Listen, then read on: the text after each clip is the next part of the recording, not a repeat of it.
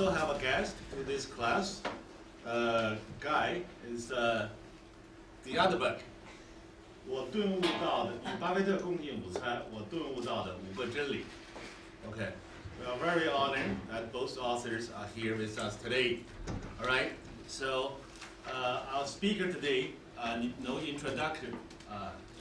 So before the class, actually, first of all, Mohnish spoke at this class last year or 2 years ago. And also, when I asked around the students of the class, I think many of them know you already. It's heard your fantastic performance over the last decade and more, all right? So today, Mohnish will speak in English, but I see many of you already posing questions in the WeChat group in Chinese. Don't worry. I told the Fan Shuai, right? Fan Shuai will ask the questions on your behalf if you don't ask Mohnish directly. All right, so we encourage more interactions after the lecture, and basically we finish this lecture and the question and answer in 2 hours, and then a reception afterwards outside. So then you can interact with Mohnish and Guy face to face and one-on-one. So it's quite luck, I think, for me to have them in this classroom. I think it's very lucky for all of us that we can hear what they think about value investing face to face. It's a rare opportunity. Let us give them a very round of applause.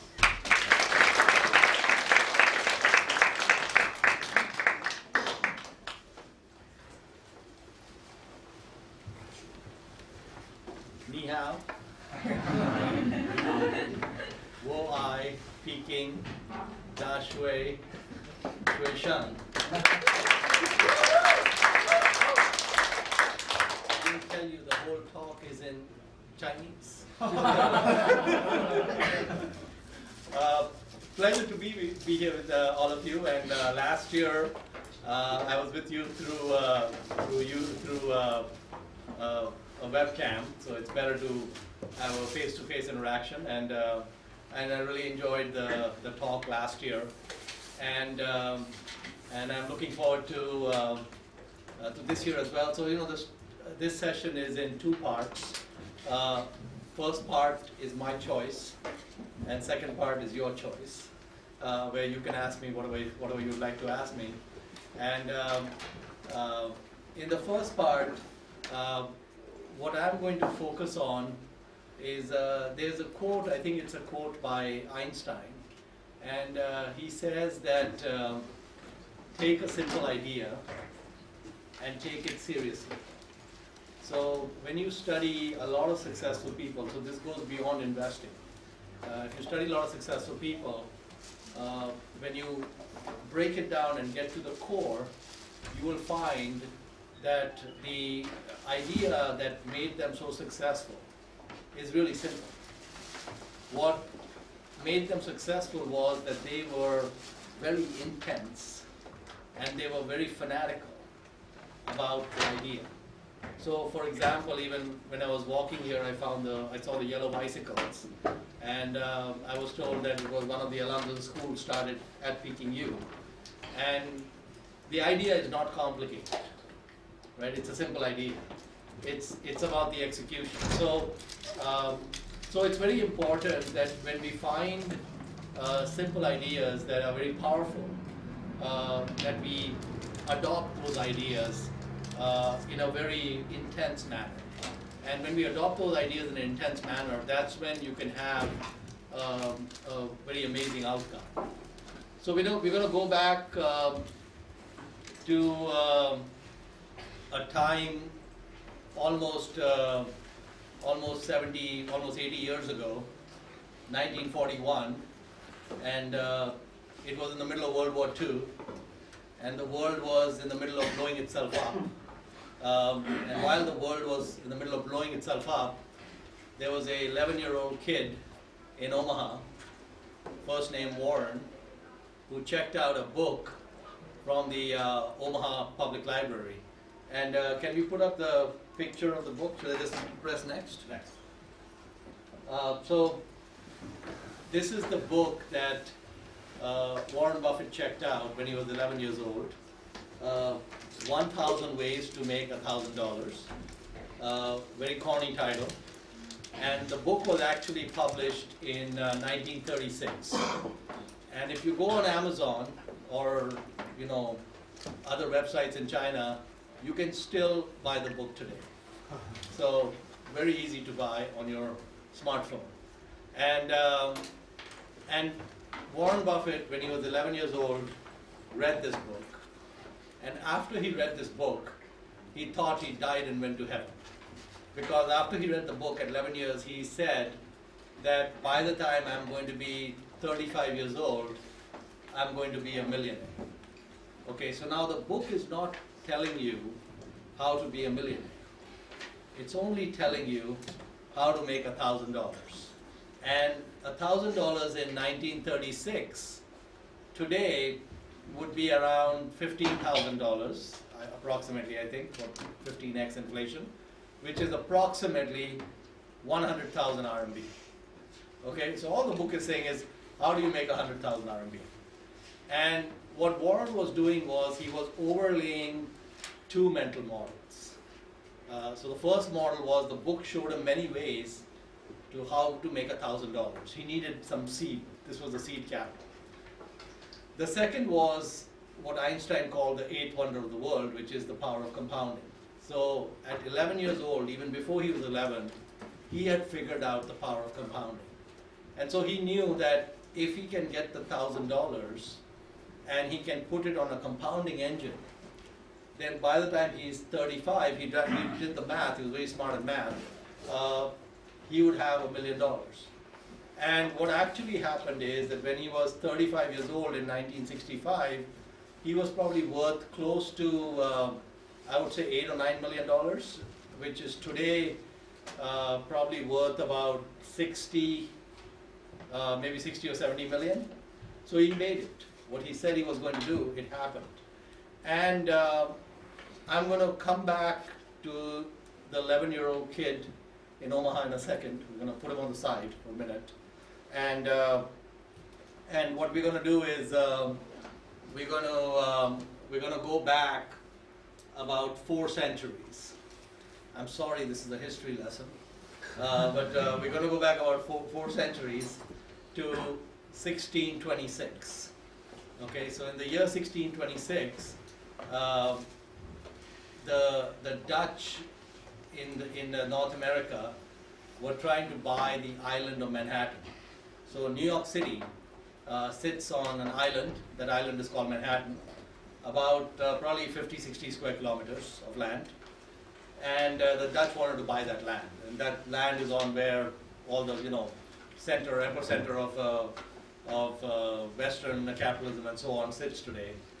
And the native Indians who owned that land said, okay, let's make a deal. There were no bankers. And the deal was done in 1626 for $24.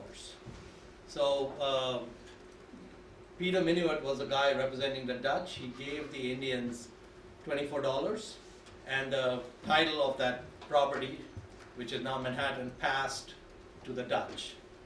Now when people normally hear this story, they say, oh, the Indians, they got taken. Look at Manhattan, it's so valuable, and just $24. But let's say that the Indians had a chief investment officer.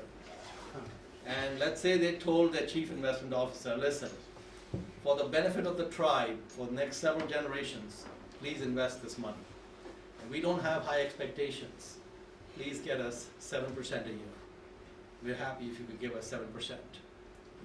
Most of the people in this room will easily do more than 7%. So if the investment officer had delivered 7% a year, so there is something known as the rule of 72. Most of you are probably familiar with the rule of 72. But I'm saying the rule of 72 for the benefit of Elsie. Okay? JC, the rule of 72 is very important. More important than what your teacher at school tells you. Okay? Pay attention. All right? So the rule of 72 is a simple way for us to calculate how long it takes money to double. So if I have a 7% rate of return, I can do 72 divided by 7, approximately it's 10. So it takes 10 years for the money to double. So if in 1626 I have $24, it means in 1636 I have $48, 1646 I have $96, and so on, right?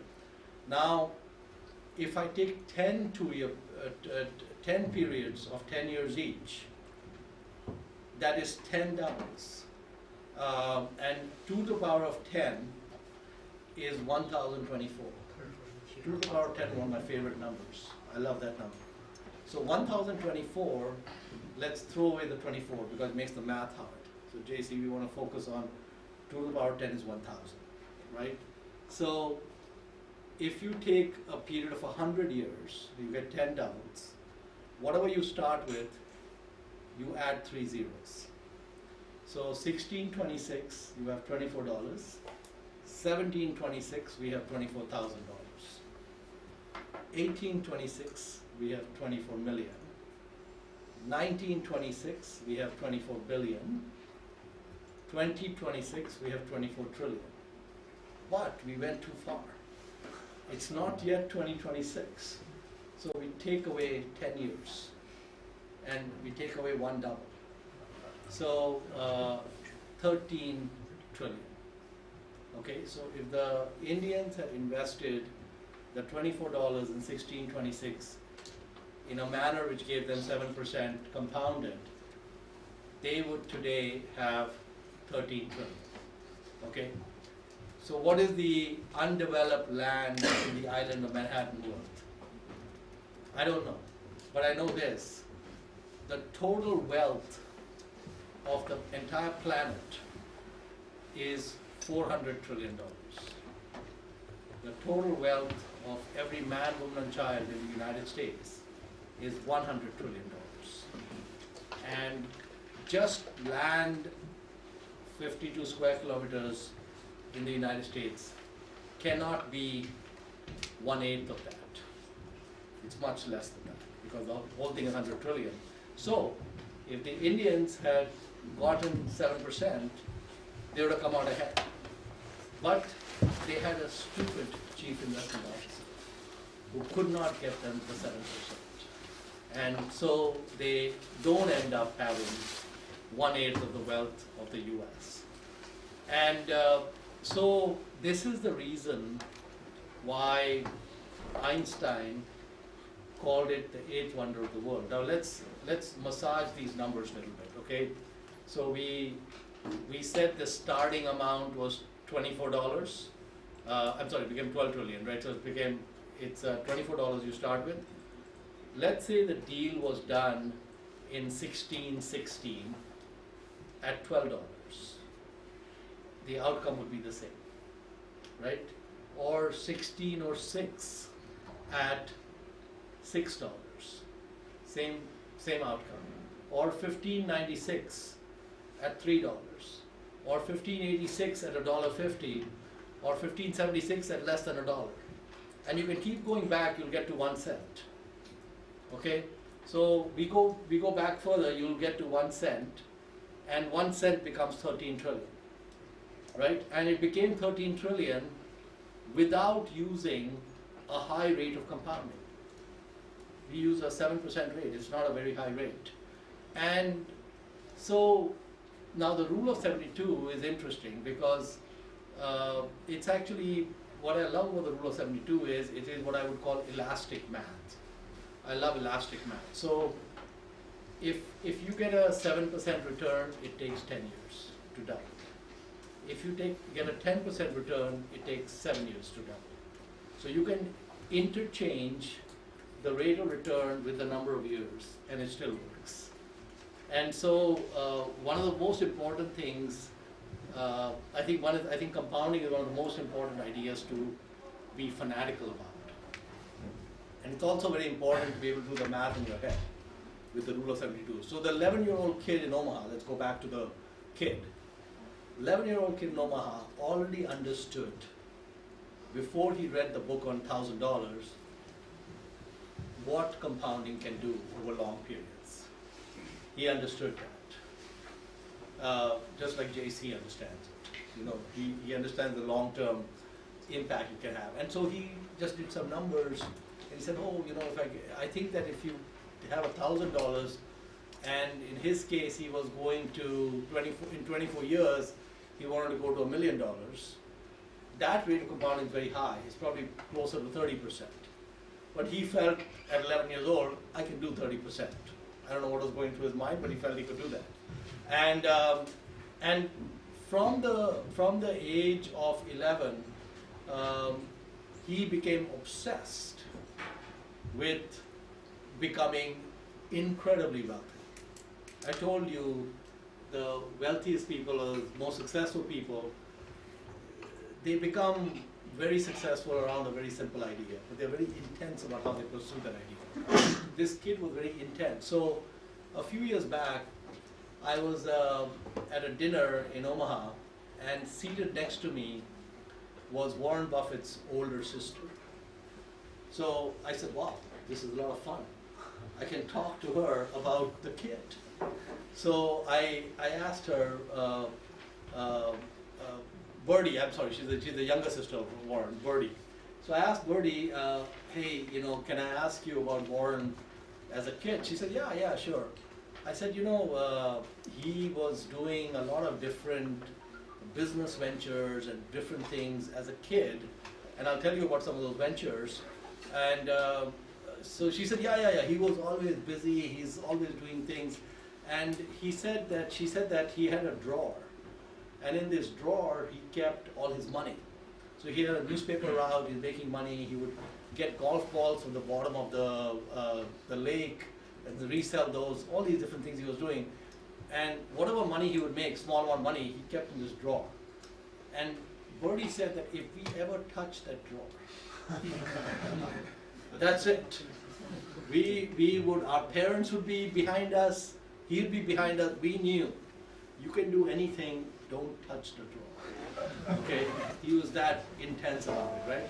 She said that you could do anything in Warren except touch the drawer, can't touch the drawer. Okay, so there was a person Warren Buffett went to high school with. So when he was a teenager, about 15 years old, his father was a congressman in Washington, D.C., so the family moved to Washington, D.C. And he was going to school in D.C. And he was very close friends with another person in that high school called Don Danley. Don Danley became the valedictorian of that high school. He was a topper. He topped the high school, very smart guy. And Don Danley, after that, went on to work for NASA on the space program, and he worked on the Apollo missions to put the man on the moon. Okay, very smart guy. And he put the man on the moon. Okay, so this was Warren's best friend in high school. And many years ago, I've been going to Omaha since 98. Every year I've been going since 98. And in the early 2000s, I ran into Don Danley. And I said, oh my God, here's Don Danley. So I said, Don, can we talk about Warren as a teenager? He said, sure. What do you want to talk about? So I said,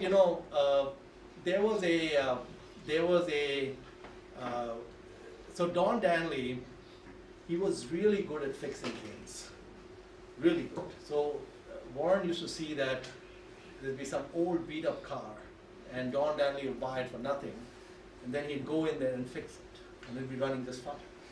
And one day, Warren goes to Don Danley's house, and he sees in the garage that Don Danley is fixing a pinball machine. You play pinball.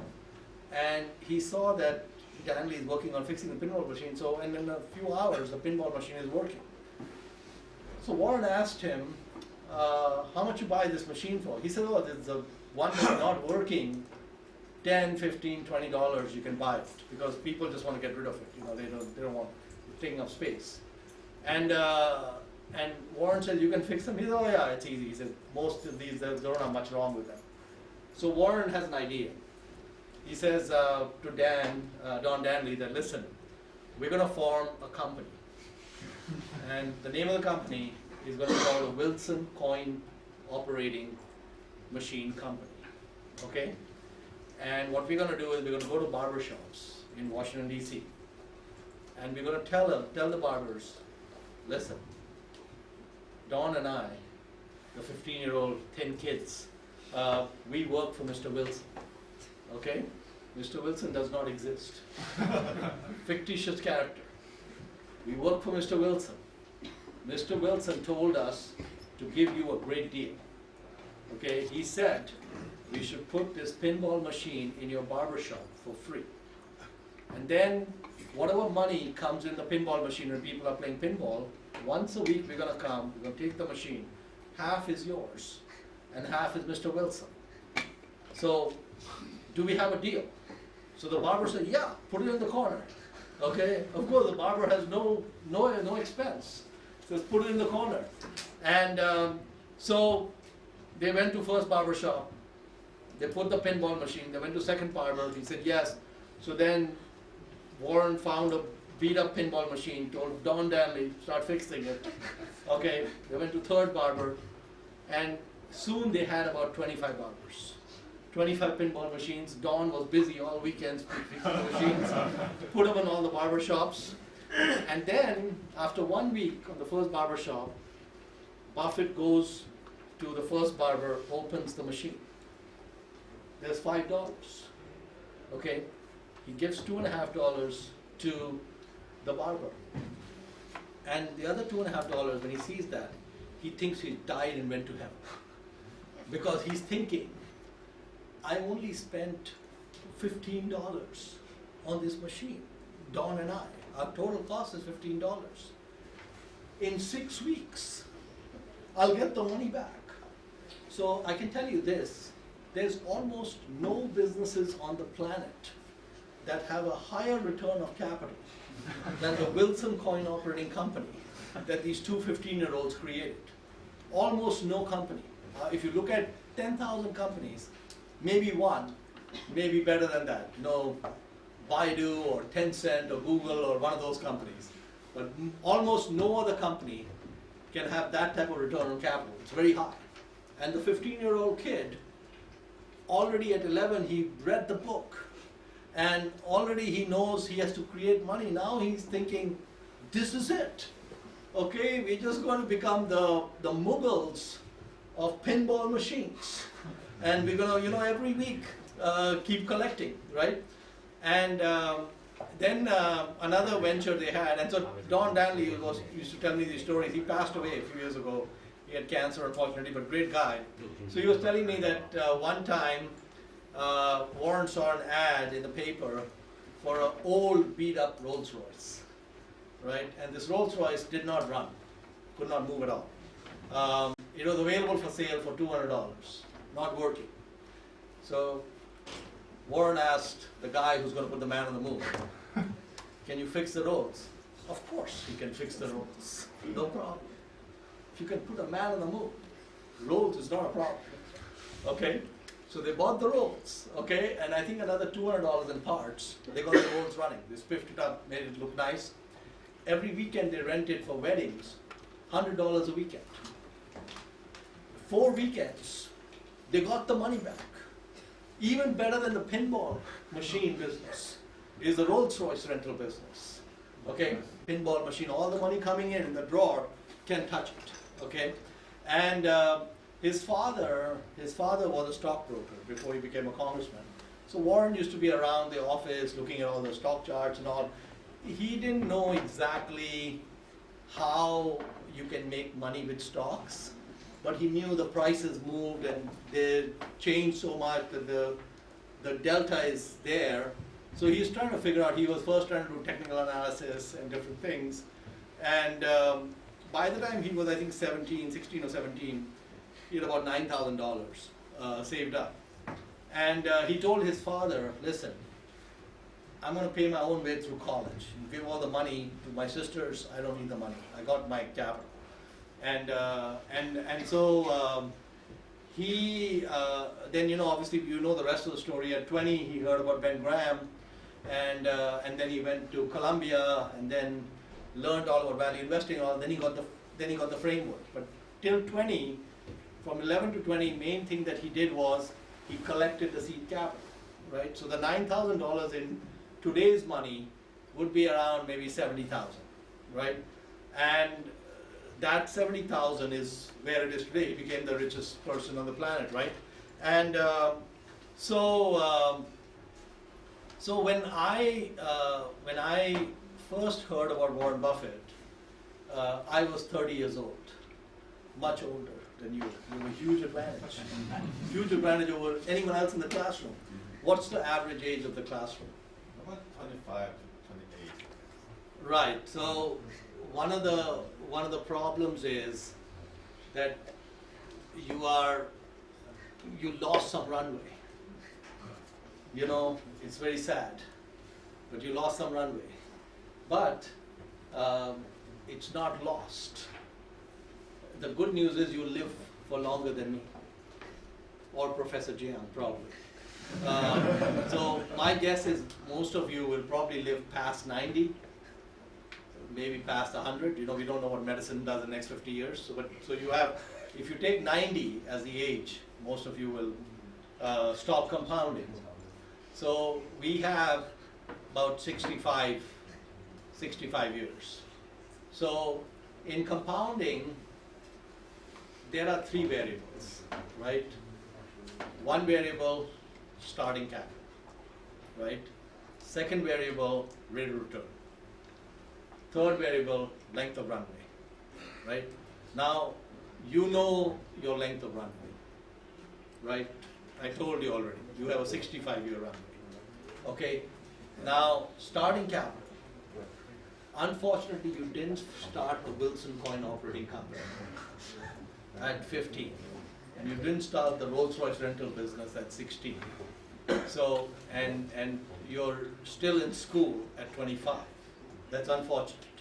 But very soon you're going to leave Professor Jiang and start the engine. So when you start the compounding engine, very important, don't spend the money.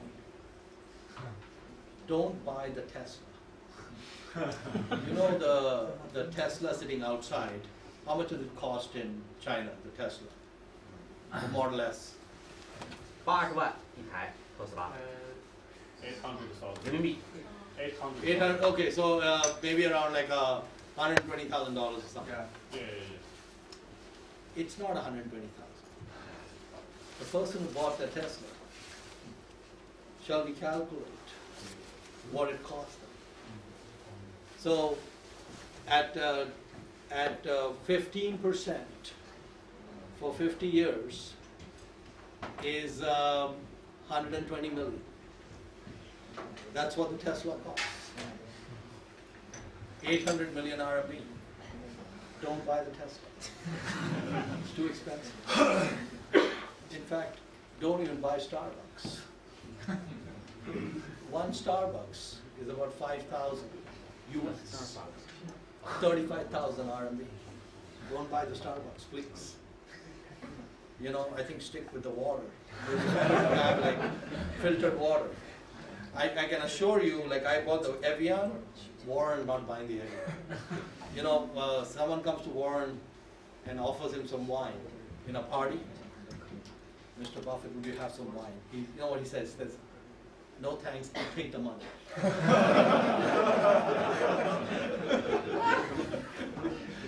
And if he's walking down the street and he sees a penny on the ground, okay, you know what he does?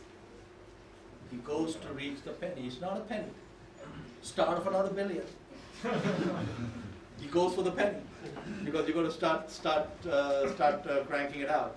So, so the thing is that we've got these three variables, right? So we know length of runway, starting capital, and how much you earn. Also, you can figure out.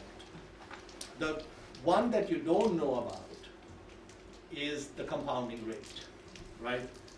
But that's the reason you're in this class. The whole reason for being in this class is to maximize the compounding rate, right? So make sure you learn well, because all that matters is, that is the one variable that you have control over, but you don't know exactly what it is. The other two variables, we don't have so much control over. So when I first heard of Buffett, I was 30 years old, 1994, so much older.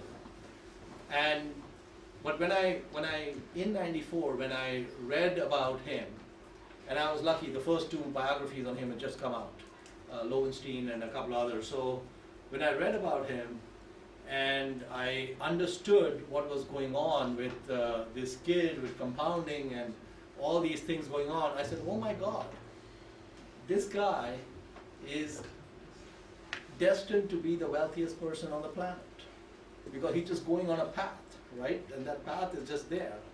And what I noticed was that from 1950, which is when he started compounding at the age of 20, when he had the $10,000, to 1994, he had compounded at north of 30% a year. Very strong compounding rate for 35 years. Not only that, he got other people's money, OPM. OPM can be good for you. Not opium, OPM. And so he ran the Buffett partnerships from 1956 to 1969, where the returns over 1/4 came to him. And so he got money because of the money he made for others. And then, he was continuing to run that, and the end result is what we see today, where if he was not giving his money away, which he's been giving for several years, he'd be at the top. He'd continue to be at the top. He's given away so many tens of billions. And at that time in '94, I was running a technology company, an IT company, IT services. And I had just sold a portion of the company, and I got, after taxes, everything, I got $1 million. And I was very happy. First time ever in my life I had money in the bank. I was always kind of running the company on credit cards and so on. So we paid off on the credit cards, and I actually had cash. And so I heard about Buffett, and I said, I didn't start at 15, but 30 is okay, it's not too old, we can still start today. And I had the 1 million, so starting capital is better than the Indians at $24. And so I said, let's try to start a compounding engine. And I decided I would try to play a game, and I would play a game for 30 years. And I said, look, we have $1 million, and if I can double it every 3 years, which is a high rate, about 26% a year, then in 30 years, it's 2 to the power 10, 1,024, right, 1,000 times. So a million becomes a billion. I said, billion is a lot better number than a million. So why don't we try to go for the billion? So what I did is, a few years after that, I came up with a license plate. State of California allows us to pick our license plate. So this is the plate on my car, which my daughter took away. So now it's her plate, not mine. Been passed to the next generation. So what does the license plate mean? Compound at 26. Pardon? Raise your hand. Yeah. Compound at 26%. How do you get that? I had listen your speech. You listened earlier. Okay. So com, LB is pound. In English, LB is the abbreviation for pound. Compound 26. Okay. And so to make sure I don't forget what is the mission, I put it on the car. And so every day I'm reminded that we have to compound 26. And what ended up happening is that I got lucky. I think from 95 to 99, it was compounding at more than 70% a year, a very high rate. Then a bunch of friends asked me to create a partnership that they could invest. So I thought it would just be a hobby for me and my friends. And so Pabrai Funds actually started in '99, and then from '99 to 2007, I think we had done mid-30s per year before fees, and then I think after fees was high 20s. And then from 2007 to 2009, the financial crisis went down a lot. We went down almost 70%, 2/3. So the compounding went in reverse, which is not good. And then from 2009 onwards, it got back on track. And so we are right on track from where we started till now, exactly where I need to be. But the thing about the way the compounding works is, so if you look at someone like Warren Buffett, if you look at Warren Buffett when he was 50 years old, and you look at his net worth today, if he had not given any money away to charity, his net worth when he was 50 was 1/3 of 1% of the net worth today at 87. So 99% and 2/3 of his wealth has come after the age of 50. So just like you saw with the Indians, $24 after 100 years, $24,000 after 200 years. So as the time goes on, it's geometric. And one of the things about our human brains is we're not used to thinking geometrically. We're used to thinking arithmetically, so not geometrically. So you have to train yourself to think geometrically. And in my compounding journey, for example, it has now been, there are 7 years left, 23 years. Amazingly, 23 years went by. I blinked my eyes and 23 years are gone, along with all my hair. I used to have a head full of hair when I started compounding. Now it's become just like Professor Jiang, almost the same. And so 7 years left, but most of the money comes in the end because of the way the compounding works. And I decided, why stop at 60? This is so much fun. We can keep going. Maybe I'll get to 80, maybe 85, we'll see. Just keep going as long as we can and have as much fun as we can along the way.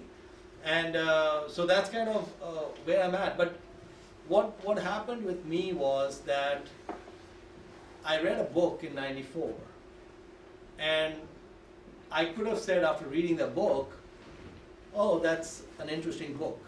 I didn't do that. I took that book and turned my life. I said, I'm going to focus on this. And so that's the important thing, is that when you attend a lecture like what you're attending today, there are two ways you can kind of process it. One way you can process, say, oh, that was an interesting lecture, and go to the next lecture. Or the second way you can say, wait, I need to make some changes. Starbucks is history. Okay, the Tesla is history. Okay, I'm going to make it a different way to make it happen. And I'm going to focus on, so Warren Buffett did not understand when he understood compounding, he did not understand how to compound. He just understood compounding. By 11 years old, he understood compounding, but not how to compound. He understood how to compound, and even how to compound he understood at 20, but that method needed to go through change. When he met Charlie Munger, instead of buying a fair business at a good price, you're better off buying a good business at a fair price. So that change of going from fair businesses to good businesses took place almost when it was past 50. He was almost 55, close to 60 years old when that change took place. So he had a model at 20, and that model served him well, but at 50, 55, he had to change that model. And the good thing about a guy like Warren is he's continuously looking to how can I improve and how can I change. But he always keeps the focus on the compounding. Always focus on the compounding. And so that's what I really wanted to talk about today, is that compounding truly is what Einstein said, the eighth wonder of the world, because you saw that how it can be transformational. And if you can put it to work for yourself at a young age for a long time, it can have a huge impact. On the other hand, if you are spending more than you make, and then you have credit card debt and all of that, then it works in reverse. Then you're compounding downward, and that can have a downward spiral. So you have to be very careful that you make compounding work for you and not work against you. And so with that, maybe we'll open up for questions and see what you guys have in mind.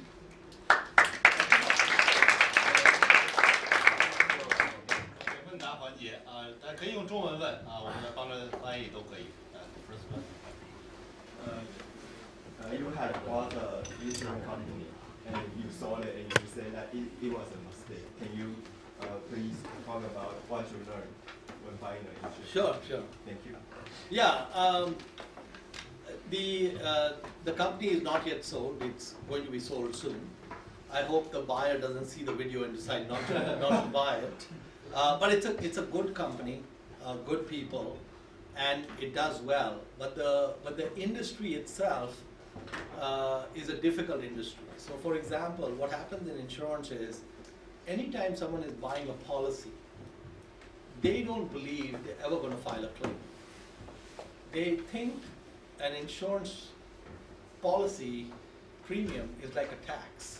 So let's say you buy a car and the government says you have to have insurance. You think it's like a tax, and so you try to find the cheapest insurance you can. So in insurance, your dumbest competitor sets your price.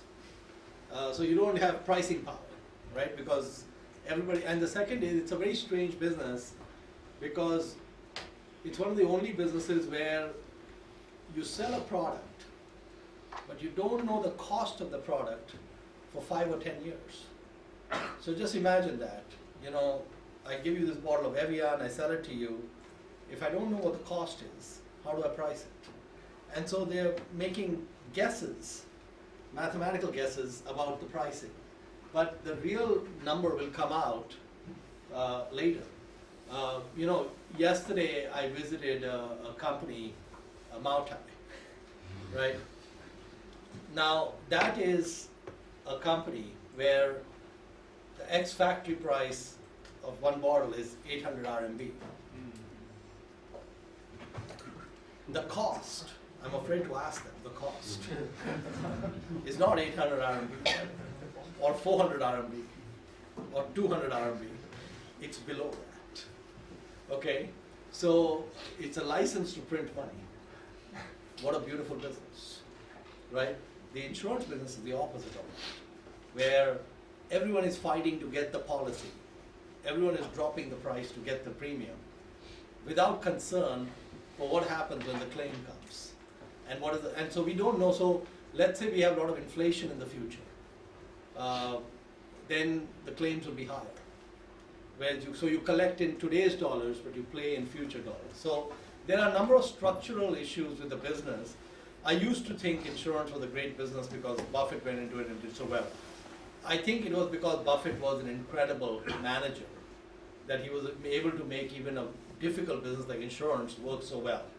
But most other people in the industry have had difficulty. And so the good news is I had 3 years of experience owning an insurance company, and I learned a lot. I don't want to learn anymore. So I think between now and the time I leave and end the compounding, I'm going to stay away from the insurance industry. All right. Yeah, please. No, you sell a company when you are 30 years old, so you have enough money to feed yourself and your family from the beginning of your fund. So you charge zero management fee. But for most of the fund, beginning of the fund, if they charge zero management fee, it means they can't start. So what's your opinion and suggestion for the most of the person? Okay, that's a good question.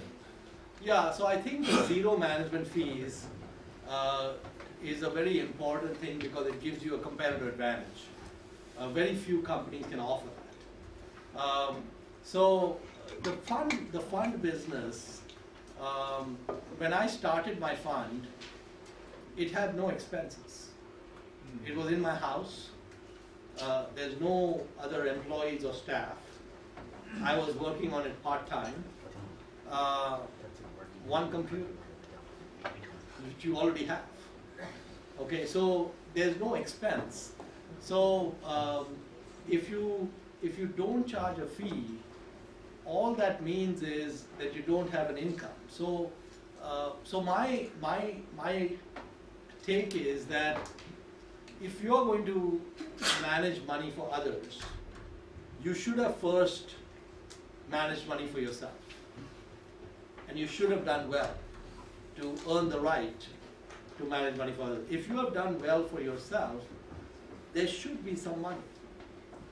Maybe it's not much, but there should be some money because it's compounding at some rate. And the other thing is that you don't need to be full-time to manage a portfolio. First 5 years, which were the best years of my entire history as an investor, I was part-time. From 95 to 2000, I was running another company, so I was only maybe 10, 15 hours a week. And the returns were the best of the entire period. So it is not necessary, in my opinion, to be full-time. So you can take care of the expenses of your family and living by some other method and still have the zero fee. And again, if you're compounding at a good rate, then even a small sum will start adding up. So I think it's important to make sure if you have no money to have a good job.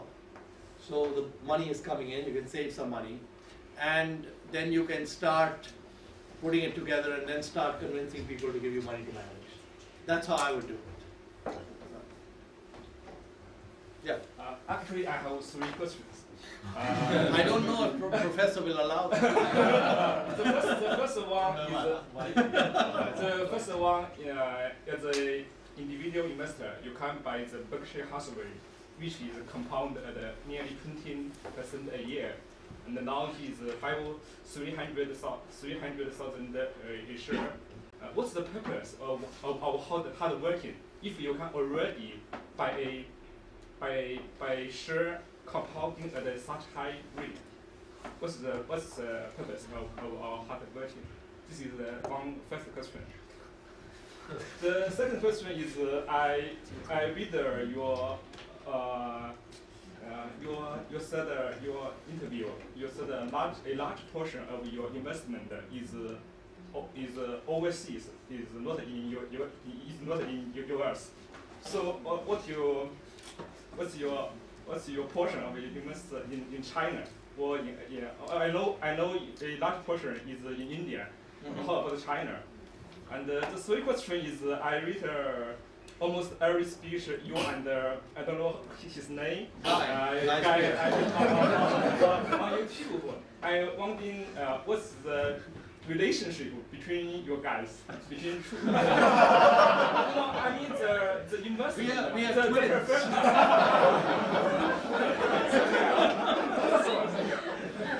Let me take your questions in reverse. Okay. So, Guy and I are just good friends.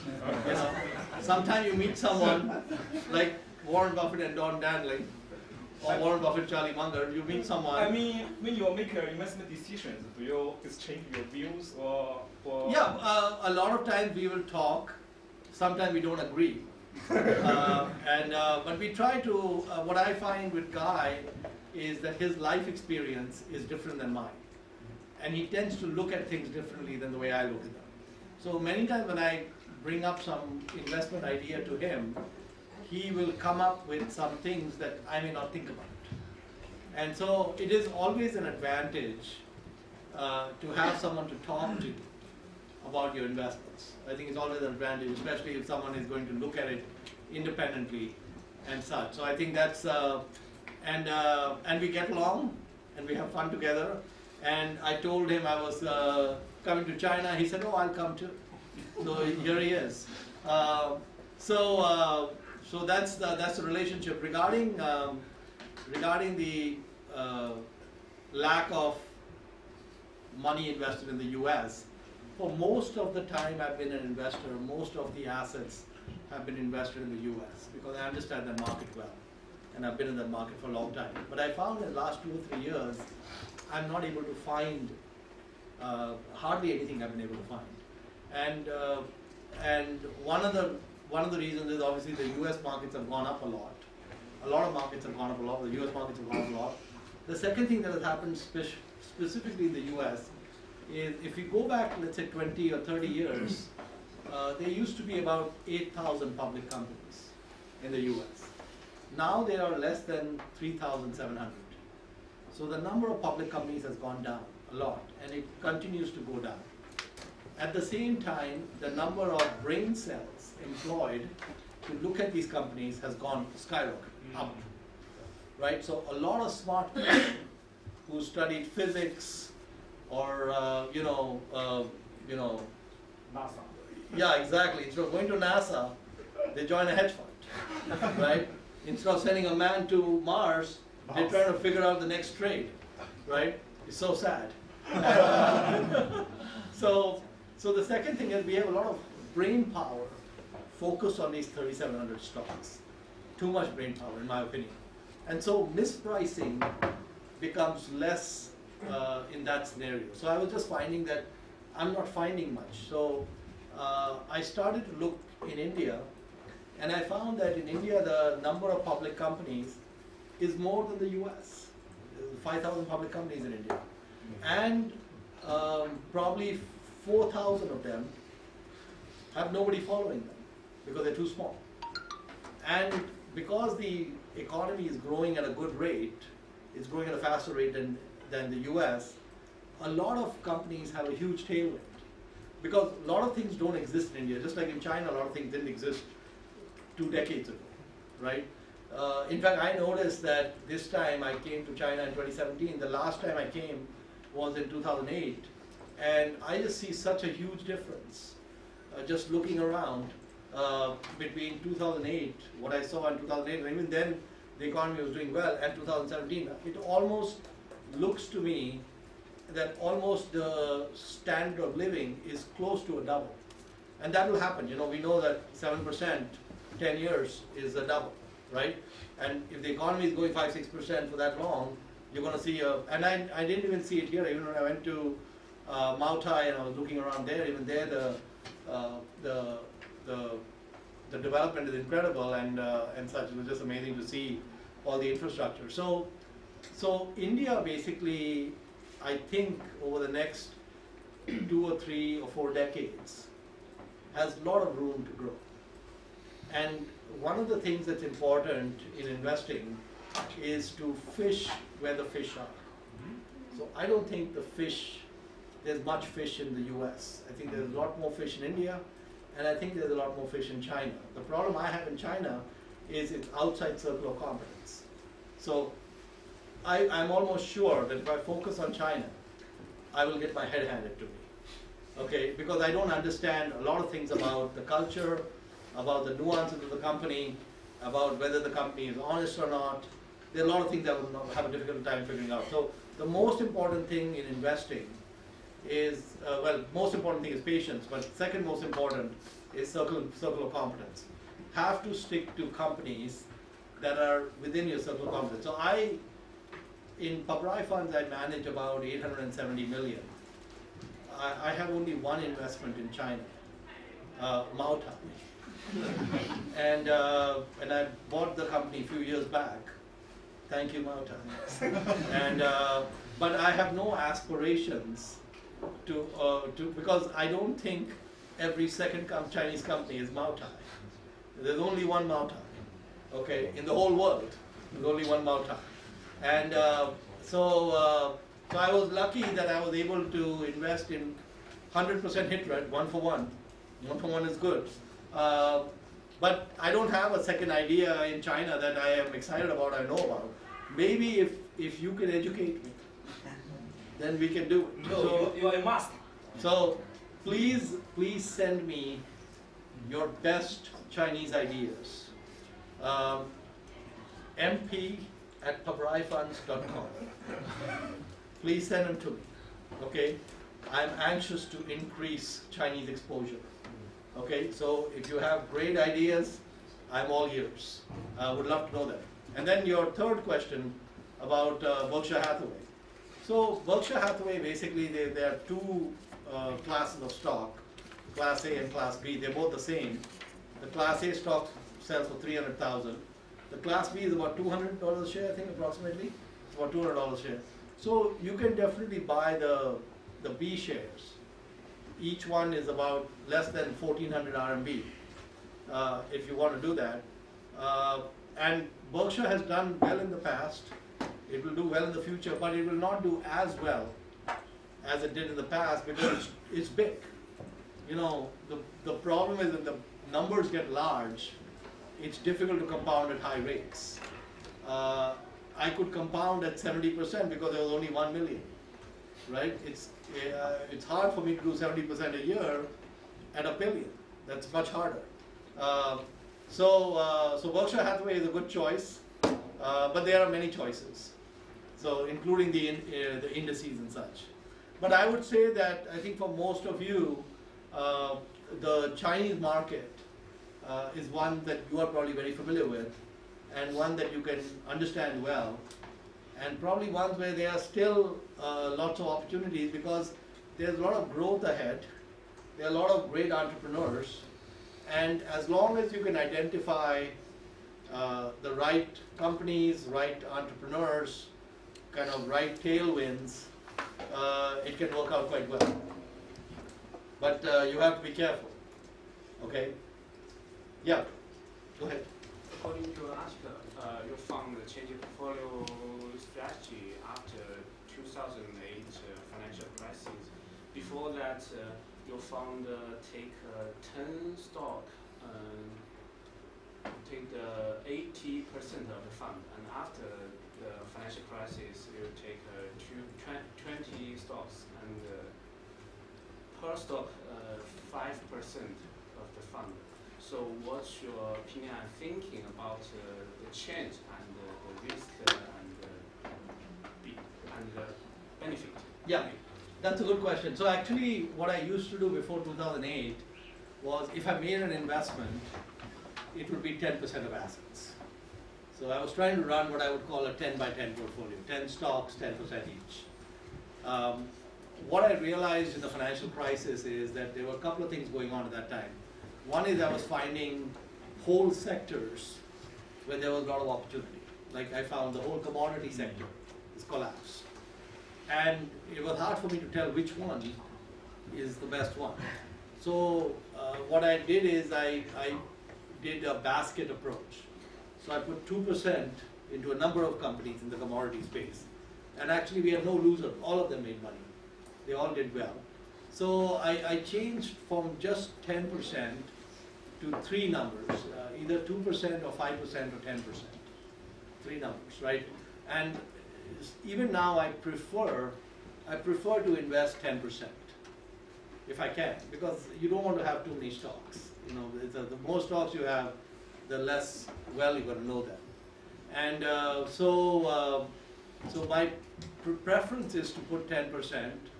Sometimes if I have, you know, either I have a basket available or I'm concerned about some risk-reward parameters, I may take it lower and such. So like for example, when I made the investment in Moutai, it looked very good to me, but there were a lot of things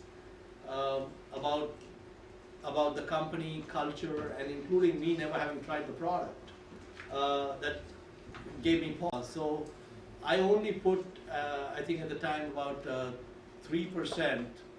3 or 4% of the assets into Moutai. Now it grew a lot, so now it's about 10% of the pie. So my preference is to do 10%, and then take it from there. So that's what I would prefer. Yeah. Yeah. How do you manage your personal wealth? Do you put everything in your fund? Most of my family money is in the funds. Some money is outside the funds. In Guy's fund. I'm sorry? In Guy's farm. There's no money in guys. Sorry to say. Sorry to ask. But no, historically I'm the largest investor in Pabrai funds, and even if the money is outside Pabrai funds, it is invested very similarly. So I'm eating my own cooking, in the sense that I'm not trying to. In fact, I avoid giving the money to other managers, like Guy or anyone else, because that is my investors would question why you're doing that. If something else is a better place to put the money, maybe they should put the money there too. So I try to maximize the money in our funds, and actually now, for a U.S. citizen, investing in India is possible, but it's complicated. And so it took me a long time to get Pabrai funds set up to invest in India. I personally am not set up to invest in India. So if I want exposure to India, which I do, I have to be in Pabrai funds to get that. And so more incentive to be more into Pabrai funds. So we try to do that. So everything is in equity, not other. Oh yeah. I'm not a fixed income investor.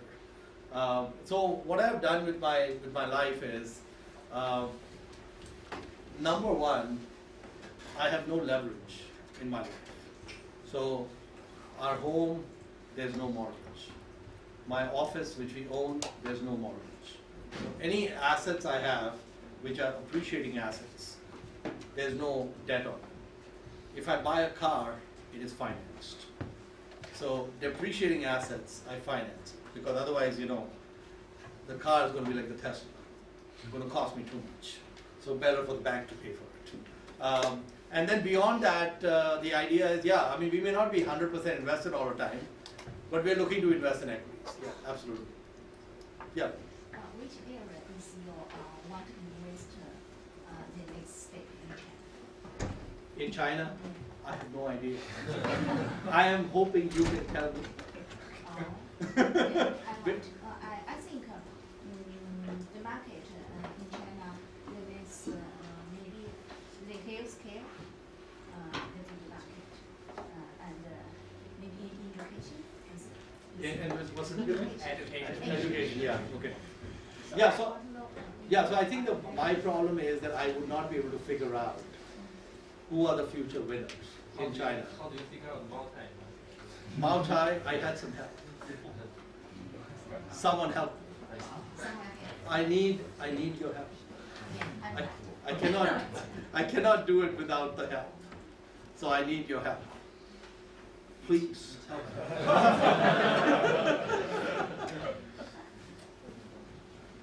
Yeah. What's your method to achieve? What's your method to figure out the true value of a company, and how can you achieve a high company rate? Okay. Yeah. So that's a very good question. So when a few years back I went to Warren Buffett's private office. He was giving me a tour. Me and Guy were both there, and on his desk there's a box, and the box says "too hard," and he says that 98 or 99% of companies or ideas that come to him go in that box, too hard. So he cannot figure it out. Okay, and so when I went to his office, I saw the box is empty. So I said, Warren, I thought you said everything just go in the box, it's too hard. He said, oh, let me fill it up. He took a bunch of paper to put it in the box, okay, make it full. But the amazing thing is that this kid, and I think Warren is still a kid. When I see him, I think I'm meeting an 11-year-old kid, okay? So he is fanatical about compounding, right? One of the most important things to compound well is circle of competence. Have to stay within your circle of competence. So she said healthcare. China healthcare will do well. You know what happened in my brain when she said that? In and out. Mohnish, idiot, what do you know about Chinese healthcare? Nothing. Okay? Mohnish, are you going to invest in Chinese healthcare? No. Now, if she sends me a 20-page write-up on a company which explains why it makes sense, maybe I can do something. Please send it. Okay, but until then I can't do it. So we have to do what I would call anomalies. We have to look for strange things that show up once in a while. They don't show up all the time. So we have to be like scanning the horizon and doing nothing. Once in a while something will show up. It makes a lot of sense. And then you act on it. So I'll give you an example. A few years back, someone sent me a write-up on a steel company in the U.S. Okay, and the kind of the economics of this company was that the stock price was I think around $40 a share, $45 a share, and they had $15 a share in cash, no debt. And next 2 years, they had contracts where the earnings are $15 a share, each of the next 2 years. So between the cash and the next 2 years of earnings, you're paying 45, you get the 45 back in 2 years. But you still have the company, all the plants and everything else. So after 2 years, there's no visibility into what's going to happen. But all you know is, and it's a cyclical business, it can go up and down, right? So I said, okay, we're going to make the investment, we're going to keep it for 2 years and see what happens. Because I take in the cash, and at that point I got all the cash back. So I bought the company for 45. 1 year goes by, and they say another 2 years is $15 a share. So one more year is set. The stock is now at 75. Okay, so it moved up. So I said, okay, now it's $60 for 15 plus 3 years, $60. I said, let's wait, because we are now above our cost. Then they announce one more year, $15. Okay, and then now the stock is at 90, right? It's doubled. And then I'm thinking I should sell and whatnot. Then they announce someone is buying them for $150. I don't even wait for the deal to close. The stock goes to 150, I sell it. Okay, so I don't need a lot of horsepower to figure that out. It was easy to figure out. But it doesn't happen every day. So the important thing is that, Charlie Munger says, there's a friend of his, he's a billionaire, he lives near Stanford University, John Arriaga. And John Arriaga only invests in real estate within 1 mile of Stanford University.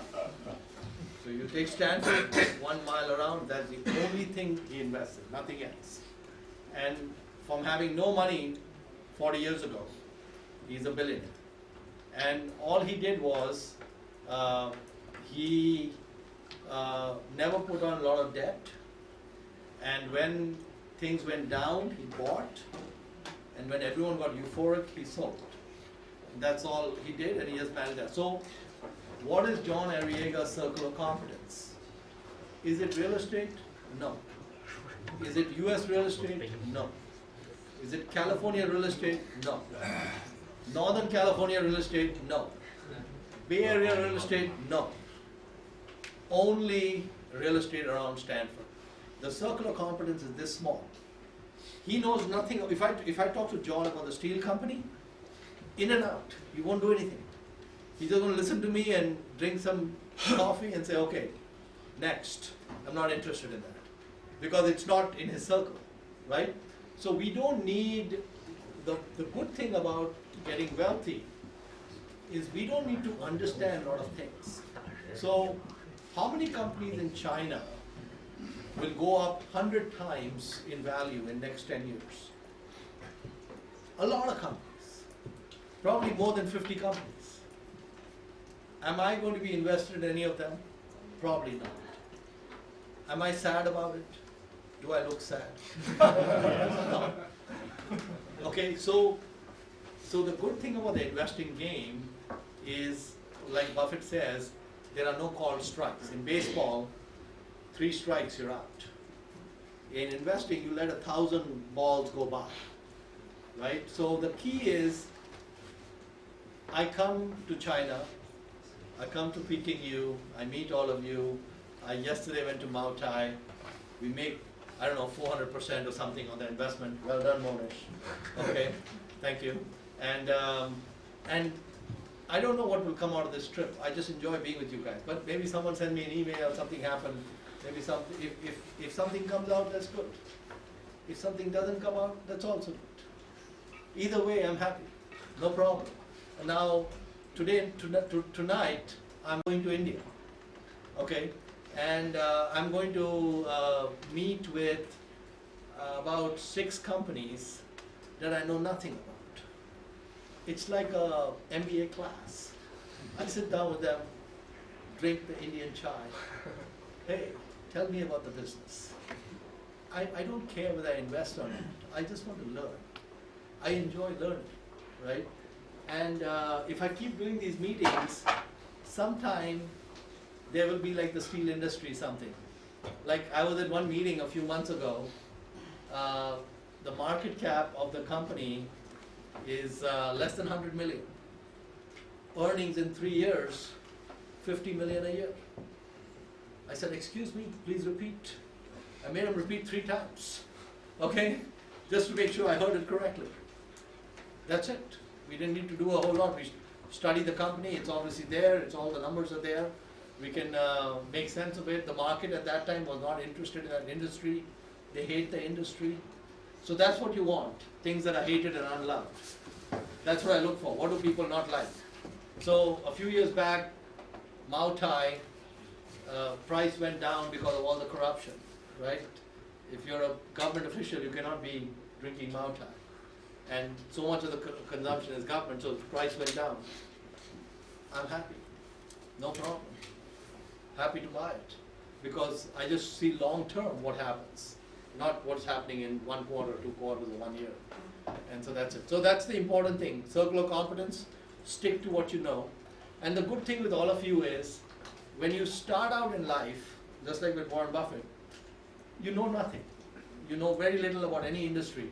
But if you're a curious student, you will learn. You know, I'm going to meet a company in India which specializes in housing finance. Okay? There are a lot of things about housing finance I don't understand in India. So I have a long list of questions for them. My purpose is just to educate myself. My purpose is not to invest. I just want to understand. So my objective for my India trip is, when I leave the country, I understand things a little better than when I went there. That's it. And Charlie Munger says is, every day if you sleep a little bit wiser than when you woke up, that's it. So the main thing you have to be is, you have to be a student who takes in knowledge, just learning all the time, curious. The bike company with the yellow bikes, how does it make money? Does it make money? Is it a good business? Or how did they expand? What is the quality of the team? Who are the guys who run it? What is important to them? What is their ethos? What are their principles? I'm curious about all these things. I have no idea about these things, but I'm curious about these things. So that's what you're going to have. You're going to have a curiosity to keep taking in data, and then once in a while, when you take in the data, suddenly things will fit. And then when they fit, you can act. So that's how you do it. Yeah. Do you use stop loss to protect the position? Okay, that's a great question. I have an interview on Indian TV in, how many days is it? I think 3-4 days, where I told them I want to talk to them about the subject of the stupidity of stop losses. The whole interview is about that subject. Because what I found very strange is, if I turn on the stock channel in the US, like CNBC or whatever, and somebody is making some recommendation, they will just say, this stock's at $10, it should be worth 30, something like that. They don't talk about stop loss, okay? In India, when I turn on the TV, first of all, there were too many channels for stocks, okay? When I turn on the stock channel, every single pundit who comes has a stop loss and a target, okay? They say, okay, the stock's at 10, target is 12, stop loss is 9. I look at that, I say, oh my God, this is so stupid. So let me explain why it's stupid, okay?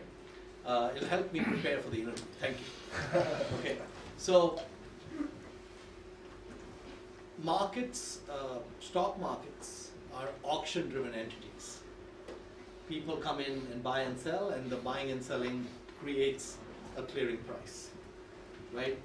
And that clearing price may or may not have anything to do with the underlying value of the company. It is going all over the place. So for example, let's say Amazon is a company selling for $1,200 a share, for example. Okay? What is the value of Amazon? Well, the value of Amazon is all the cash they will produce from now till the date the company doesn't exist. And then you discount that back to present value. That's the value of Amazon. Okay, so we have to know what the cash flow is in 2018, 2019, 2020, 2021, and we have to know when the company doesn't exist. Okay, so first question I have, when does Amazon not exist on planet Earth? I have no idea. In fact, if I go to Jeff Bezos and ask him the same question, he has no idea either. If I go, hey Jeff, listen buddy, can you tell me, when is your company not going to exist anymore? He's first of all going to hit me for mentioning such a thing, and then say I have no idea. So then second question to Jeff Bezos, hey Jeff, you know everything about Amazon. Can you tell me what the cash flow is in 2018? Tell me what the cash flow is in 2019, 2020, 2021, etc. He has no idea. Person in the company, running the company, has no idea. But the market has given a precise number for the value of Amazon. Precise number, to the cent. This is the value of Amazon, right? To the cent. And so what the market is saying is, me, the market, knows everything. All the future cash flow of Amazon is $1,200 per share, present value. Okay? So the reality is, the market also doesn't know. That 1,200 could be too low, or it could be too high. But the odds that it is correct is very low. It could be too low or too high. And so, if I buy Amazon, and someone tells me, listen, $1,200 a share, $1,100 stop loss, $1,400 target. That would be a very stupid thing to do, because for example, let's say when I was buying Mautai 3 or 4 years ago, I think the stock price was like at 170 RMB, right? And I looked at the company, I looked at everything, it looked cheap to me, so I bought, right? After I finished buying, it went to 150 RMB. Okay? So if I put any stop loss in that, it all be gone. Today, I would have no Mautai. So let's say I buy 170, 155 stop loss and 300 RMB target. It will go to 150, it got taken out, gone. So the nature of equity markets is that they fluctuate. They fluctuate all the time. We cannot have our investments taken away from us just because they fluctuate. So for example, let me take another example. Let's say there is a house in Beijing. Let's say the value of the house is 5 million RMB. Okay? Let's say the house is listed on the stock exchange. The only thing in the stock is this house. Okay? Now, let's say I have a friend who is a real estate agent who knows the price of the house is very well. I tell this friend, listen, come and have coffee with me every day. And every day when you come and have coffee with me, please tell me the price of the house. Okay, so I buy the house for 5 million RMB. Next day I call my friend, what is the price of my house? He said, listen idiot, still 5 million RMB. Didn't change. 2 days, still 5 million RMB. Every day he's getting upset that you call him and he has to give you the same information, there's no change. Then after 2 months he says, oh, listen, there's some change. It moved 0.5%. Okay, it's gone up 0.5%. You feel very happy. The same house on the stock exchange is doing this. Every 6 seconds. 5 million RMB, 4.8 million RMB, 5.2 million RMB, 4.7 million RMB. That stock price is moving everywhere without consideration for the underlying asset, because buyers and sellers are creating the stock price. Whereas in the house, it is one intelligent buyer, one intelligent seller who look at the price and set the price. So the reason why Buffett became a billionaire is because of auction-driven markets. Auction-driven markets create opportunity. They undervalue companies and they overvalue companies all the time. So a stop loss makes no sense. So I'm never going to buy a company unless it is worth at least double of what I think it should be. I never buy anything, and at least a double. I want at least a double, right? So if I buy something for 20 RMB, it has to be worth at least 40. And I bought Moutai, I knew value is more than double, right? So if I'm buying for a double, one of the things reason I have no debt and no leverage is because everything I buy goes down in price. I don't know what happens to you, but that's what happens to me. Everything goes down in price after I buy it. It knows Mohnish bought it. Take it down. Take it down after he bought. So it always happens. So if you only take one thing from the class, which is not compounding, take away this. Forget about stop loss. If you're doing value investing, stop loss makes no sense. Yeah. Can I ask, what's your worst investment and why? There are many worse investments because they went to zero. So you can't do worse than zero. So I have had a number of zeros. How many of them do you want me to talk about? Just pick one. Okay. So for example, in the financial crisis in 2008, I had a company I used to own, Delta Financial. They were a mortgage originator and lender. They originated, and they were actually a business that ran sensibly. They were not doing kind of strange, bad practices. But what happened is that they had these warehouse lines of credit where they will issue mortgages to a bunch of people, take on the mortgage on the balance sheet, then they would securitize it, get the money back, buy more mortgages. That was their business, right? So in the financial crisis, what happened is the securitization stopped, froze. So they were stuck with these mortgages, and then they violated the lending covenants, and they didn't have much equity. So in all of that, it collapsed to zero. And one of the things that came out of that, it was very painful because we lost $70 million. 70 million going to zero, not good. And one of the things that came out of that was I created the checklist. And one of the things I learned from the checklist is the single number one reason why investments don't work is leverage. So that's why I'm very skeptical about banks, financial institutions. Like I'm going to meet this housing finance company in India. I have a lot of skepticism because the equity is small and the debt is very large. They make a lot of money. It all works really well when the system is working. But when the system doesn't work, so the good news is when I meet this housing finance company, I already learned a lot of things in 2008 because I lost money, right? So this time when I meet these people, I have a long list of questions for them. Maybe questions they themselves have never thought about. Because what can happen in leverage situations is you can have extreme events. So we talked about stop loss, right? Because I have no leverage in my portfolio, I don't care how low prices go. So for example, let's say the guy in North Korea launches a bunch of missiles. What do you think the stock markets are going to do when they open? Straight down, no floor, just falling straight down. We may be down 50%. I mean, if he actually launches and gets a hit close to a major city, maybe down 50, 60, 70%, we don't know, right? I don't have leverage. So 10% is multi. What is the impact on multi? Nothing. After maybe for a few days, people will drink more multi because of the launch. But after that, the consumption will go back to normal. Okay? But the stock price will go down for sure. And I don't want it sold. I don't want a stop loss or anything. I want it sold.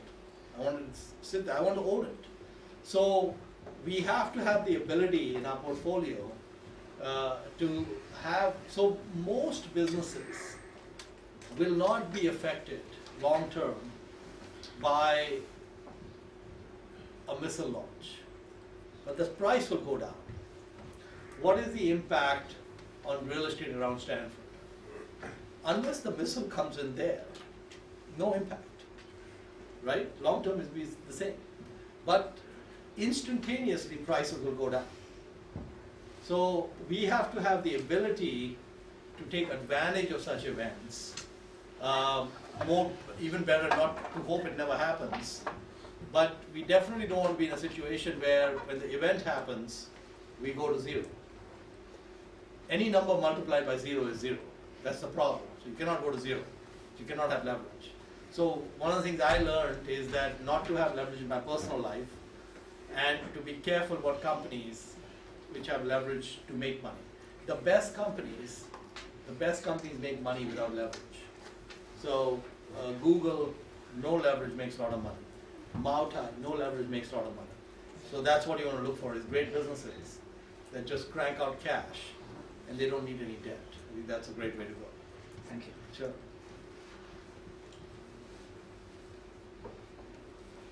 Did we have some questions which are from the investors, the WeChat?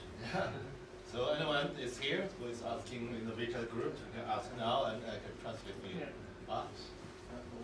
I have a question. If you have so many work to do, you need a young manager to help you. What are the important things of the young and good fund manager you think? Can you repeat the question? 用反率的方法，就是如果需要招一个年轻的基金经理，什么事情是比较重要的？就是以后会变得很好的一个基金经理，什么事情比较重要 Actually, if you want a young assistant, what do you require for him? Okay. Young assistant as the manager, as the. Are you applying for the job? So actually, I have no analyst. I have no team. I work alone, and I think it is a negative to have a team because in general that will cause activity. Because if I hire someone, for sure the person will be very smart, right? I'm not going to hire someone stupid. They're going to be smart. And if I hire someone really smart, their brain is working. So they'll come to me with some idea. And their circle of competence and my circle of competence is different. So they come with some idea, not interested. Next day another idea, not interested. After 1 month of saying no to every idea they came up with, I feel bad. Okay, then I say, oh, let's take the idea.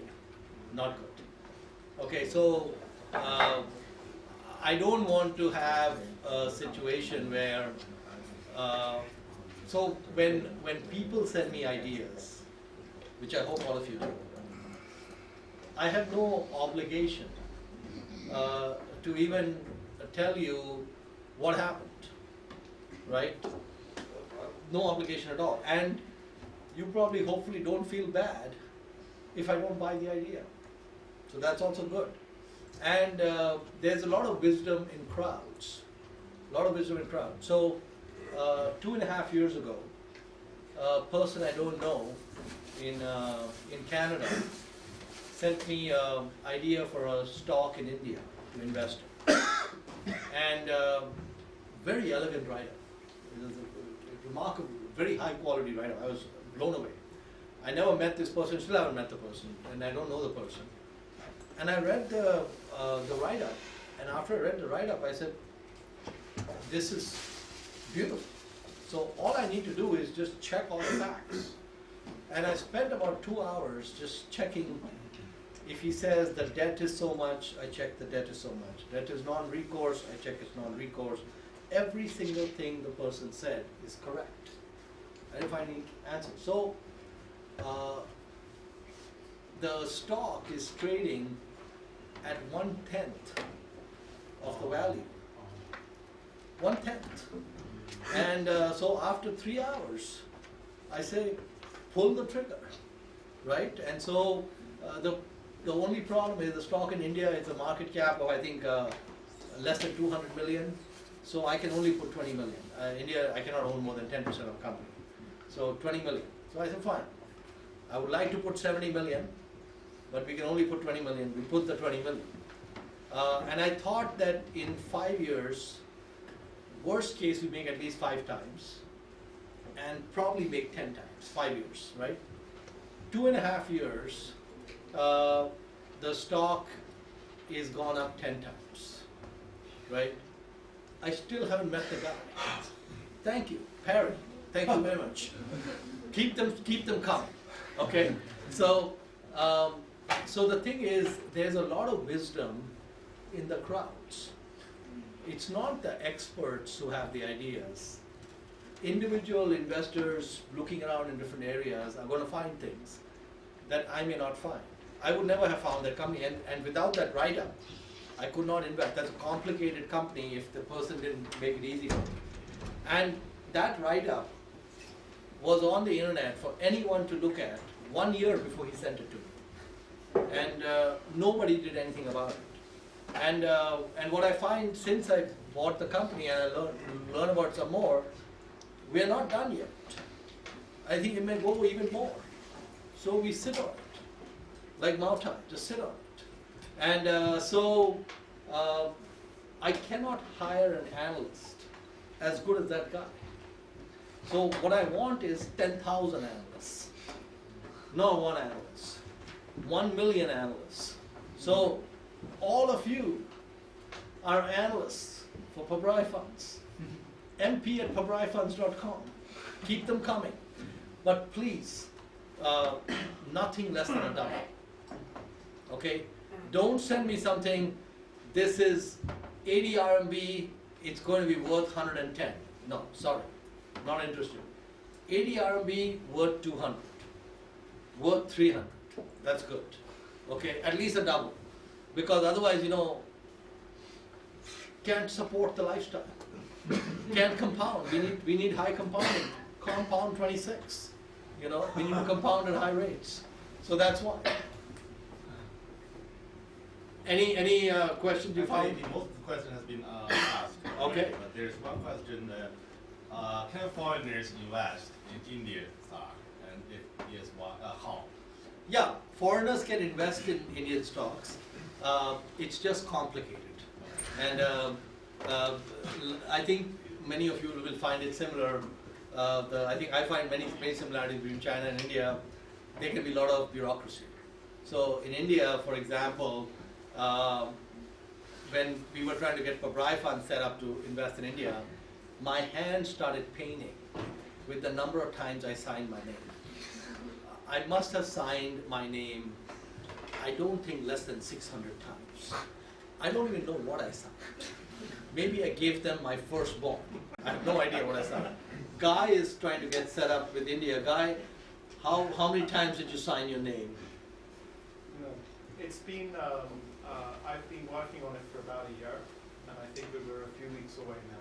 Okay, so after 1 year, Guy is going to be ready. You know? I've been watching all these 6X's and 5X's and I just couldn't do anything. Yeah, so it's possible. You just have to be patient and go through the process.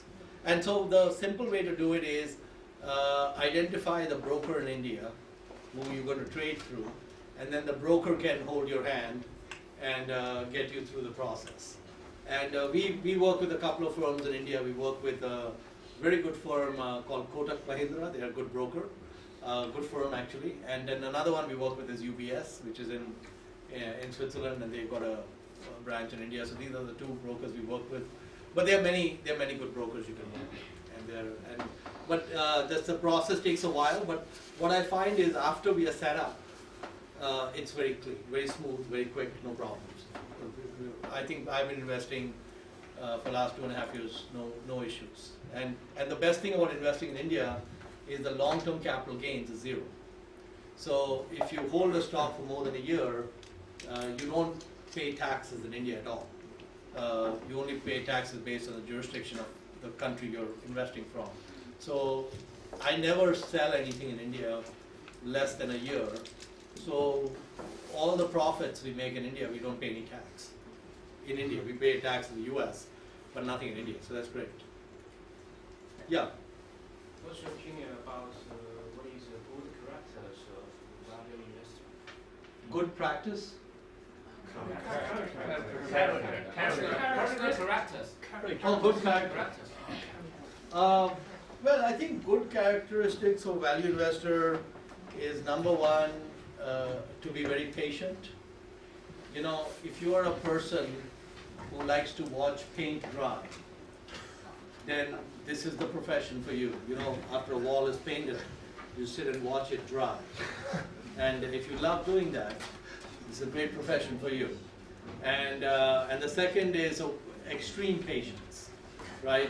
And the second is circle of competence. We talked about that, right? So you have to, it's very tempting when your neighbor comes to you and say, I bought this stock, it went up 5 times. Okay, you have to maintain the integrity of not investing if it's not within your circle of competence. And so one of the first questions you have to ask yourself, do I understand the business? Most important question, do I understand the business really well? And if you cannot answer that question, just take a pass. So the good news with the investing is, you know, you were asking about investing in India, etc. Like I said, with John Arriaga, he only invests in Stanford real estate, did so well. If you only, you know, there's a fund in the U.S. I think called the Mayors and Powers Fund. The charter of that fund was they could only buy stocks of companies based in Minnesota, one state in the U.S. Okay, beaten the market. They are only allowed to buy companies based in Minnesota. They can't buy in any of the other 49 states. They can't buy outside the U.S. They beat the market. So actually, less is more. You know, less is more. Having a lot of things to look at is not an advantage. I think John Arriaga's advantage, he has very little to look at, but who knows Stanford real estate better than John Arriaga? No one. Okay, on the whole planet, there's nobody who knows it better than him. Because that's what he, so there's a huge advantage you gain by specialization. So one should not be trying to figure everything out. One should try to become really good at a few things. If you become really good at a few things, and then just wait for those opportunities to show up, you will do well. And so that's what I try to look for is there something that is very obvious, the world is afraid, and there's an opportunity, and then we can do that. And I'm not at all concerned about if we go 3 months or 6 months or 1 year, make no investments, no problem. We want to make sure that we, when we invest with things that we understand. So, you know, figuring out figuring out the future of one business is very hard. If I just told you to figure out for me the yellow bicycle company, where's that business in 5 years? Very hard question to answer, right? Sorry, go ahead. What's your experience about investor relations during the financial crisis? The investor reaction? Relations. Oh, investor relations. You know, I didn't have much issue. You know, our fund went down a lot, but I was just honest with the investors. I was honest. I think that's the important thing. You have to be just be honest. That I make some mistakes. The market is down, and we've got a lot of opportunities. And so, if people take the money away, that's their choice. I've never been concerned about people taking the money away. So, in any case, you know, if you go back to the 20-year-old kid in Omaha with $10,000, he did not plan to manage other people's money. At that time, he was just thinking of managing his own money, right? And this is a business where you can do really well without having any clients, just managing your own money. I have so many friends who are really good investors. They don't manage money, just their own money, and they've done really well. And so redemptions are not an issue, or investor relations is not an issue. Just be honest. And it's a privilege to manage someone else's money. It's their right to take it away from you. And that's fine. So if they want to take it away, that's perfectly okay. No problem. Other questions? Yeah. I have a question. How can we be sure that we are really good at, we really understand this company? Because sometimes we think we understand the blog, but is there a simple test? Yeah, there's a very simple test. If you are asking yourself the question, do you understand this company? You don't understand. I'm not joking. Most important, so you know, if you have a doubt, the answer, I'm telling you the answer, you don't understand the company. When you know the company, you have no doubt. Absolutely no doubt. So the test to use is just ask yourself. If you feel yourself asking the question, I don't know that I understand the company or not, the answer is you don't understand the company. Very simple. So that's the way you I mean, it has to be a complete no-brainer. It has to be where it's absolutely clear. You have a good you have as good an understanding of the business as the CEO. That's how it has to be. And so if you're not there, either you pass, put it in a too hard file, or study it more. But you study it till the point, you get to the point where there is no doubt. If you have a doubt, the answer is it's not in your circle of competence. I can almost tell you that a person like John Arriaga, he just look at a building, probably knows what the value is, you know, like that, because he knows it cold. And so you have to, you cannot compromise on circle of competence. You cannot compromise. You have to, that's why Warren Buffett says, so Warren Buffett, smartest guy, very smart. 99% of stuff he doesn't understand. 99 out of 100 businesses that come to him, he doesn't understand them. Throws them in the too hard part. 1 out of 100, right? One time I was when I had the lunch with Warren, I told him, Warren, you are such a good judge of people. He said, no, Mohnish, I am not a good judge of people. He said, if you put me in a room with 100 people, and I just meet them all I can tell you is about 4 people are really good, and 4 people are really bad. And the other 92, I have no opinion. So he said, what I'm going to do is I'll take 96 people and remove them from my life. And only the 4 that are very good, I'll add to my life, right? So he says that the 92 people who are quote unquote unknown, he's going to not even bother with. Take them out. So we have 50,000 public companies in the world. 50,000. How many do you need to get rich? Maybe 3, 4. That's it. You have 65 years. So you don't need to do too many things. Just wait and learn and keep learning, and when the opportunity comes, strike. And then the rest of the time, take a flight to Beijing, talk to the students, have fun. Another small. Yeah, please go ahead. Go ahead. Thank you. Go ahead. You just mentioned that the auction-driven markets is the main reason that we make a lot of money. Absolutely. Yeah. Can I understand that this means that there are some people who are not good at valuing company, who are not so good at know the company's value, so we take advantage of this. Or there are some people that fear the market, so the company low. Take advantage of that. That's why we make some of the money. But if this is true, there is some moral consideration that we are just collecting tax from people that are not that smart, not that good at valuing company. I have a very low confidence. I'm not a heart surgeon saving lives. I am doing something very low quality. The value investing, low quality, but high income.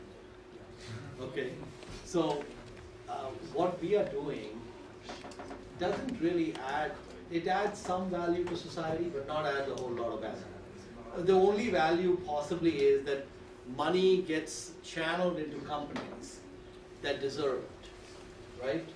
So for example, let's say there's some company that's trying to raise money, and I see that the stock is undervalued and they're a very good management team and they're doing a good job creating housing or something. If I give them the money, I'm helping society. But that's a small benefit. Most of the time we're buying things that are already issued. So you're absolutely right. If you want to improve the planet, then becoming a value investor is not the way to improve the planet. You can improve the planet by being a value investor if you give the money away. So I'm trying to give the money away to try to make up for the low quality of my day-to-day endeavors. So you're absolutely right that you should not aspire to value investing as being some high call. So maybe we should try to be a good tax collector and then return to society. That if you do that, then everything's fine. Yeah, because we can probably do a better job of giving it back to society than the government, right? Better way, that's right. So because I have a low calling in life, I'm trying to make up for it. I have a foundation, the Dakshina Foundation, which is trying to help out, so try to balance it. So that's right. We had a question over here? Yeah.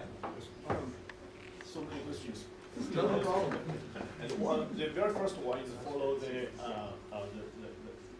gentleman is I knew one banker, and she just retired from Goldman's partner, and she told me, and her most regret stuff is she did the IPO of Tencent, and she didn't buy one share from the beginning to today. She is still very close friend of the chairman CEO, and also Martin now is her VP when she was the associate to do the IPO of Tencent. So she, I think I can say she is one person knew Tencent very well, and she never invested in Tencent. And you just buy one stock in India market after you raise maybe the idea after 3 hours. Sure. So how? So the thing is, her experience is not uncommon. Her experience is a common experience. A lot of bankers have a lot of knowledge about the companies, but they don't execute. So the thing is that you have to put conviction behind the ideas.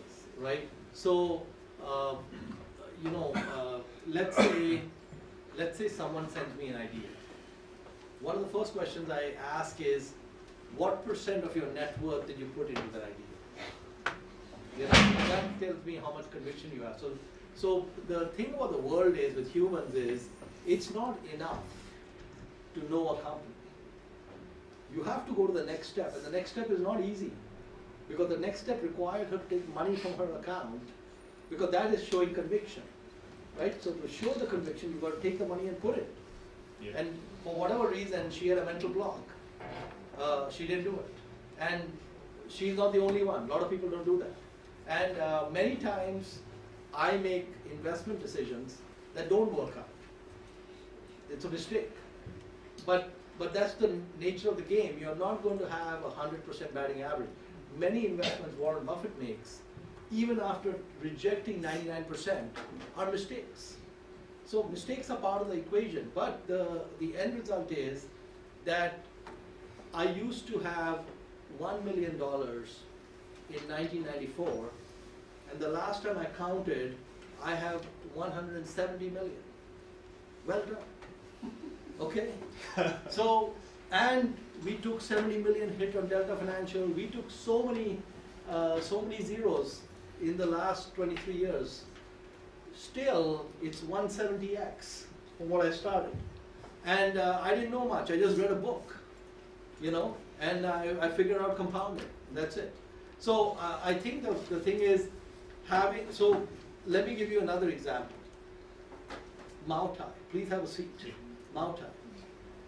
My learned friend Guy Spier, Oxford University, Harvard Business School, okay, very smart. I called Guy, I said, Guy, there's this company. I think I died and went to heaven. This company is so amazing, right? I'm bouncing up and down explaining Mao Tai to him, okay? And he's not very excited. Oh, some Chinese company. How do you know the accounting? How do you know this? And I'm saying, no, listen to me about this, okay? So finally, I was able to convince him. And how much did you buy, Guy?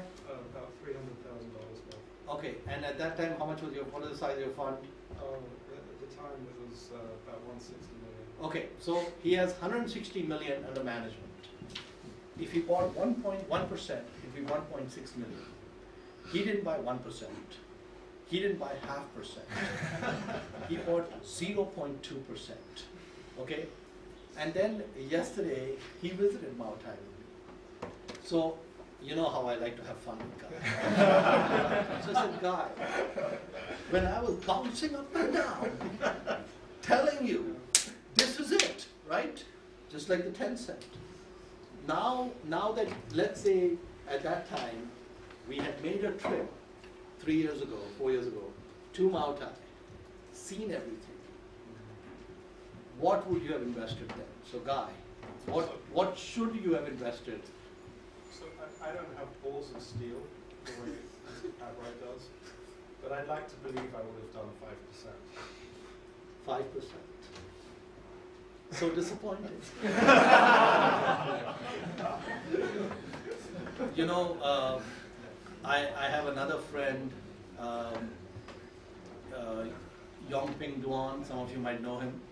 If I have the same conversation with him, he'd probably go 25%. You know, just different way of thinking about it. And even I had concerns. So to give Guy benefit of doubt, I had never invested in China before. I really liked the company. So one of the things is that liquor companies, you can be an idiot whose father or grandfather formed a liquor company. You will not be able to destroy it. Okay? Even if you're an idiot, even if you try to destroy it, you're not going to be able to destroy it. One of the surest way to make money is owning a liquor company across the world. Okay? One of the lowest rates of business failures of different classes of businesses is liquor companies, especially liquor companies with a brand.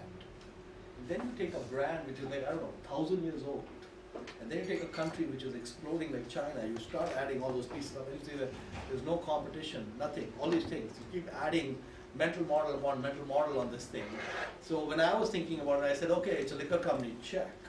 Okay, who does this compete with? No one, no competition, no second person. 1/4 of the planet's population, or 1/5 of the planet's population, as it rises, limited supply, good execution. There were so many things you would check off with this thing, and so the thing is that position sizing. That's what you're talking about. Position sizing. Your friend at 10 cent decided the correct position size was 0. Guy was close. He was 0.2. Okay, not entirely 0, but something. At least it was at 0.2. At least good thing is Moutai has grown now. Is Moutai now 1%? 1% of the portfolio. We're getting up there, so that's great. And so position sizing is a very complicated subject. It's a very difficult subject. So I was making fun of Guy, but it's not an easy subject. So once we decide we're going to invest, then the big question becomes how much are we going to invest? And that's not an easy question to answer. Sometimes it's a total no-brainer. Like when I saw the report the guy from Canada sent me, I wanted to buy 3 times what I was allowed to buy. But I just could do whatever I could do and went from there. Other questions? Yeah, maybe the last question. Yeah. You said about position sizing, and you have invested in General Motors, and I think you use the leaps. So is this a consider of the sizing? Or how do you decide when to buy the stock and when to buy the call? Yeah, so actually I did not use the leap. I used a warrant. So it's a little bit of a difference. So I would not be interested in Pabrai funds in buying leaps. But I bought the warrant, and the reason I bought warrant is like a leap, but it's a longer duration. So when we bought the warrant in 2012, we had 7 years left on the warrant. The maximum you get in a leap in the US is 2 years. So we had a long time, and the second is that leap had unusual features. So one of the features was we could give it to the company and get stock anytime. So normally a leap, you have to either sell in the market or you have to exercise. So this gave you a little bit more options. So we went with the leap, not with the leap, but with the warrant on GM, because those warrants were issued at a time when GM was in trouble. So the United States Treasury wrote the document for the warrant, and they told them sign here. So GM could not control the terms because at that time they were going bankrupt. So then the US government took that warrant and they sold it to the public. So when they sold it to the public, we got an instrument that GM would never issue, except when they were under distress. So it was a very good instrument. So that's why I invested in that. So, all right. With that, it's been a pleasure talking to everyone, meeting everyone. Thank you very much, and wish you all the best. And an important thing to remember is it's about the simple ideas, but it's about the intensity that you go after it. And so I hope you'll do that. Thank you.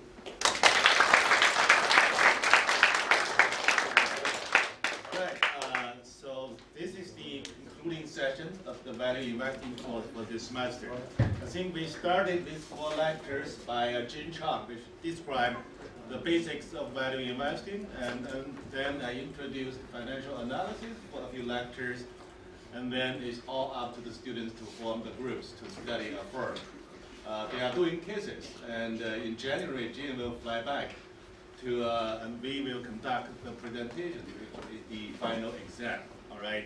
So today, I think Mohnish's lecture, this talk, is a wonderful concluding session for this value investing course. This is the 4th offering, and I think we're getting better and better, and also getting better and better known in China. So thank you, Mohnish, and also Guy as well. It's a wonderful lecture, and we hope to see you in this classroom again in the future. All right, let's give Mohnish another round.